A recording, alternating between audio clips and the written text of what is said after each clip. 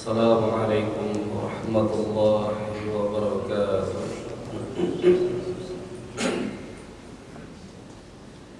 Alhamdulillahilladzi arsala rasulahu bil huda wa dinil haqq liyudhhirahu 'ala dini kullihi walau karihal kafirun wal musyrikun. Asyhadu an la ilaha illallah syahadatan la ma'budu bihaqqin illallah 'azza wa jalla wa asyhadu anna Muhammadan 'abduhu wa rasuluhu khatamal anbiya'i wal mursalin nabiyina Muhammadin sallallahu alaihi wa ala alihi wasallam. Qala Allah tabaraka wa ta'ala ya ayyuhalladzina amanu taqullaha haqqa tuqatih wa la tamutunna illa wa antum muslimun. Amma ba'd.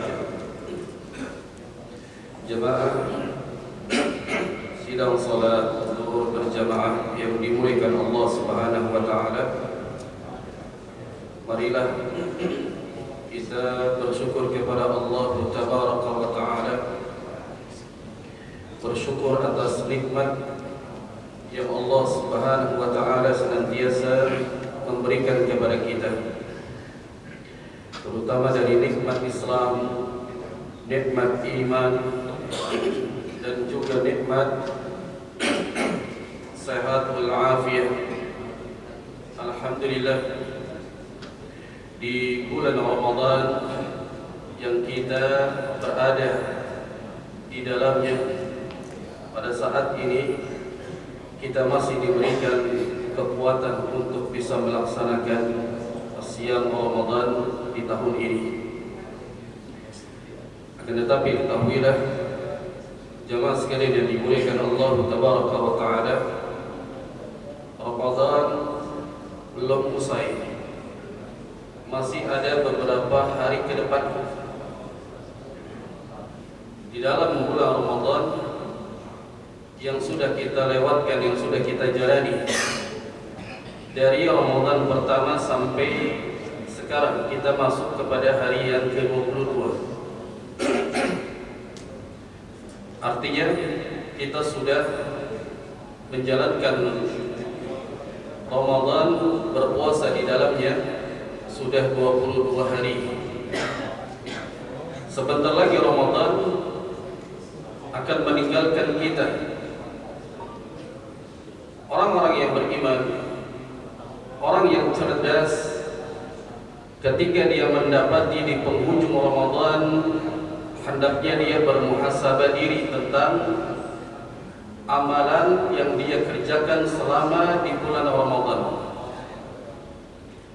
Karena orang yang cerdas, kata Nabi sallallahu alaihi wasallam, adalah orang yang bermuhasabah diri atas amalannya. Untuk apa nanti dia kerjakan bekal di hadapan Allah Subhanahu wa taala. Sebagaimana sebuah riwayat, sebuah hadis yang diriwayatkan oleh Imam Ahmad, Nabi sallallahu alaihi wasallam bersabda, al-kayyisu min dani nafsahu wa amila lima ba'dal maut. Artinya orang yang cerdas adalah orang yang bermuhasabah atas dirinya dan beramal untuk bekal setelah kematian.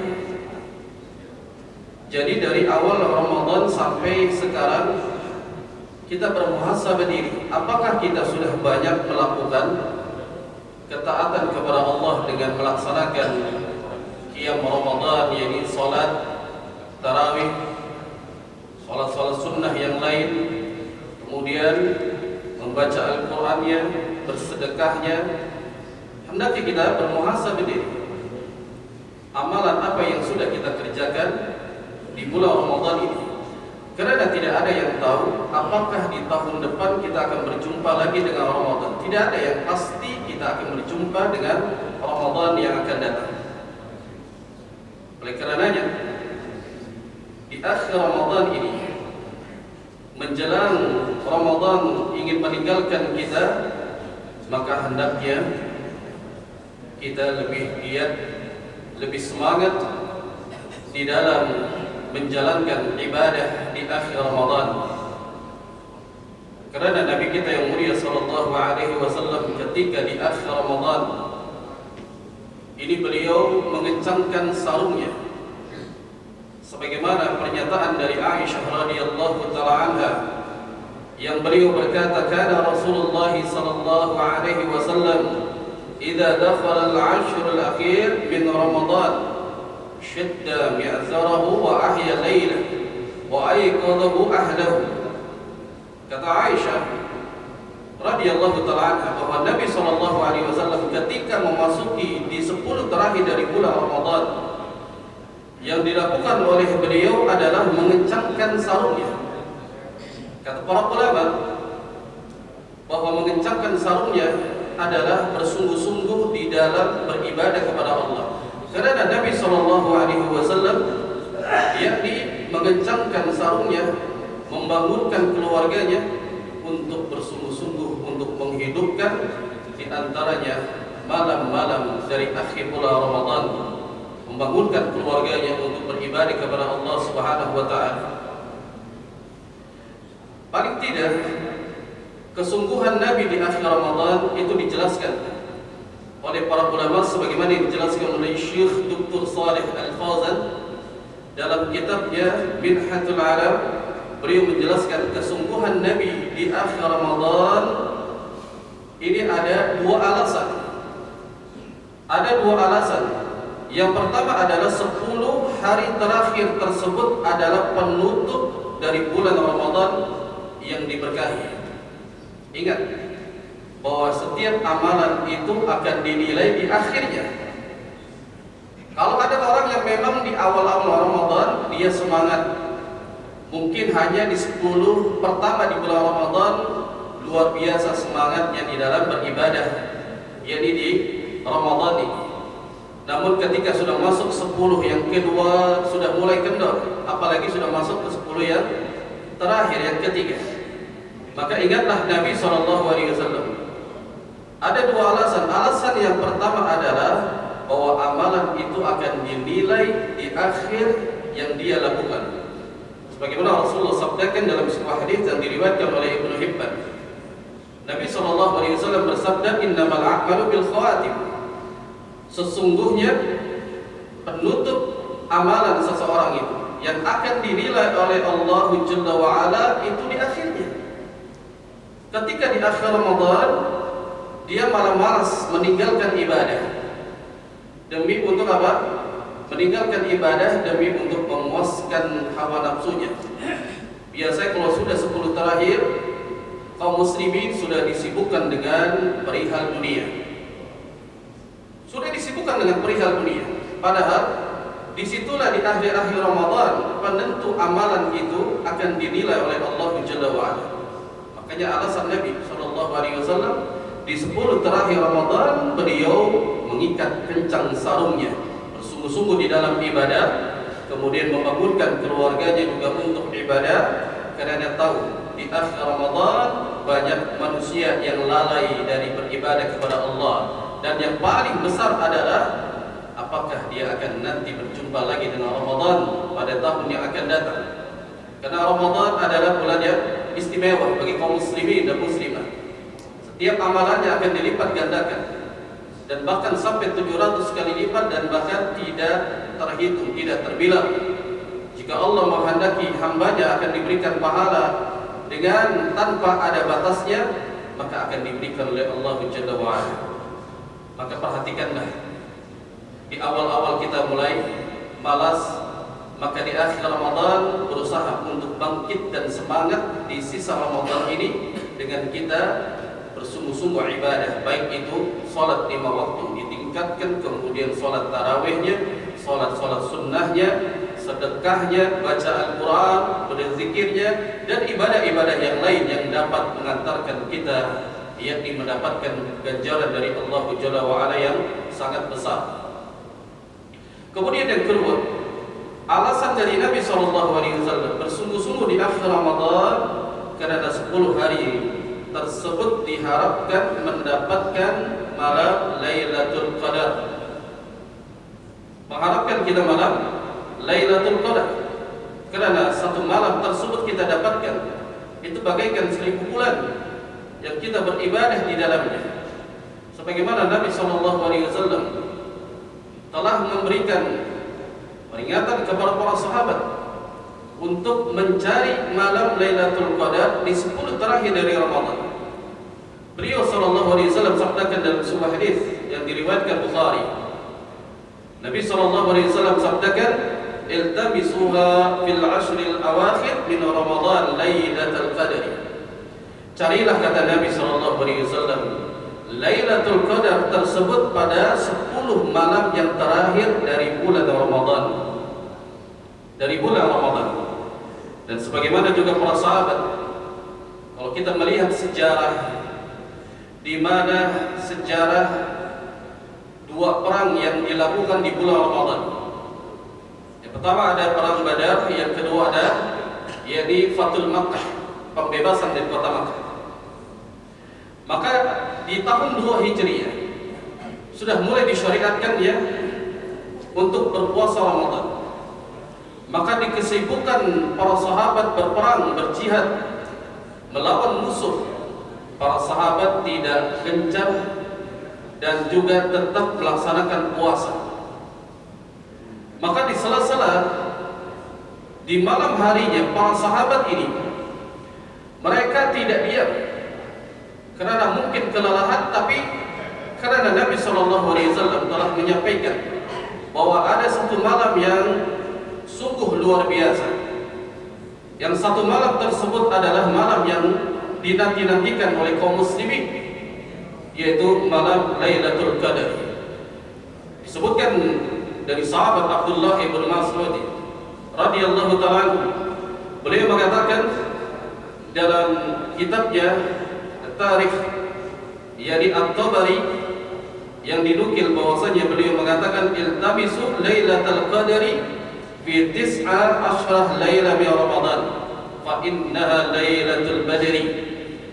Kata beliau mengatakan, kalian carilah Lailatul Qadar itu di malam 19.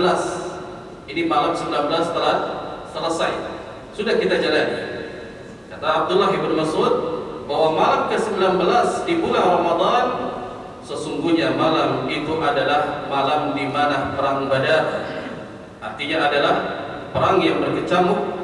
Para sahabat tetap gigih dalam mencari Lailatul Qadar. Dalam riwayat yang lain Nabi SAW sabdakan, "Iltamisuha fi sab'i wa tas'i wal khamsi." Carilah malam tersebut pada malam ke-25 dan malam ke-27 dan juga malam ke-29.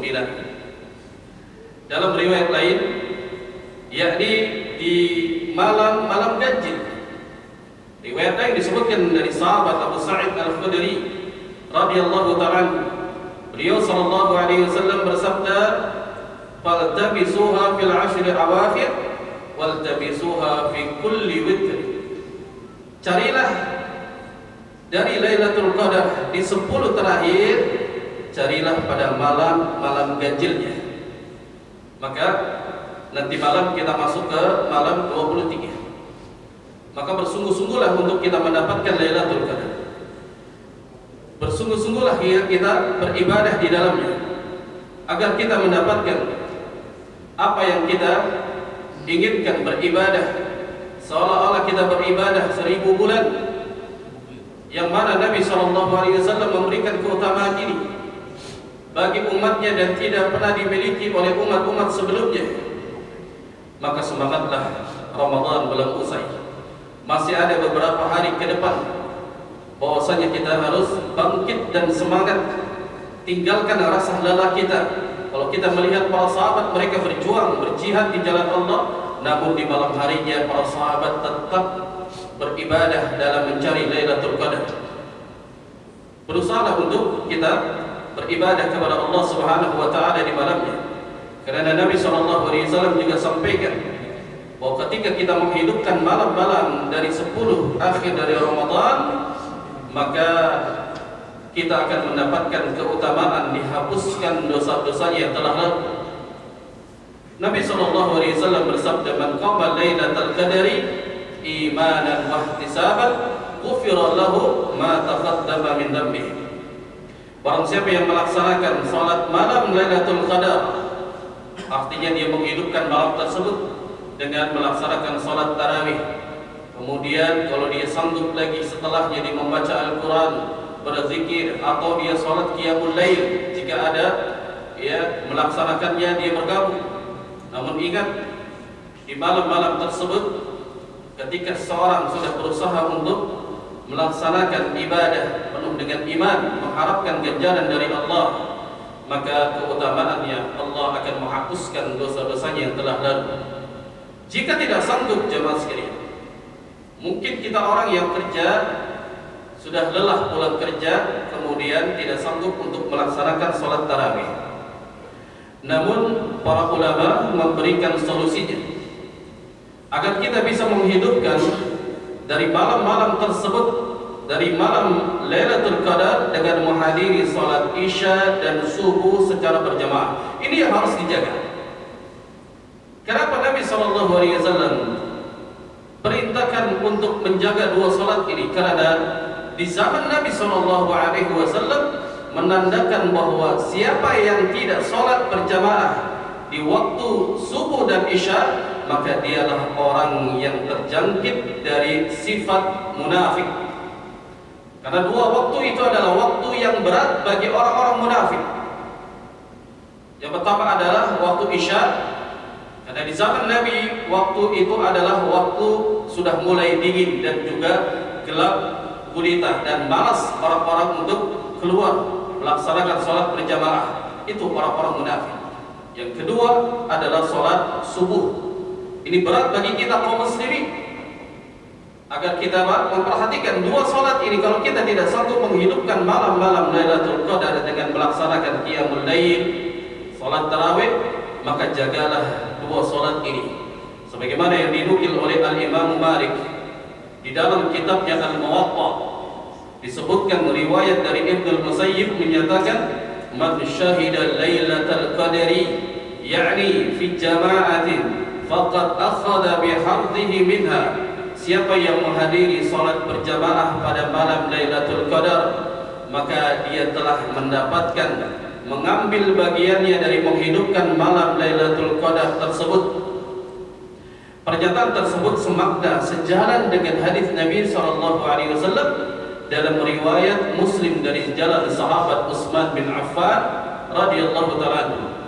Nabi SAW bersabda, man syahida al-isya fi jama'ah kana lahu qiyamul nisfil lail, wa man shalla al-isya wal fajr fi jama'ah kana lahu qiyamul lail. Siapa yang menghadiri salat Isya berjamaah, maka baginya pahala salat separuh malamnya. Siapa yang melaksanakan salat Isya dan subuh berjamaah, maka baginya pahala salat semalam penuh. Ini hadis yang diriwayatkan oleh Imam Muslim.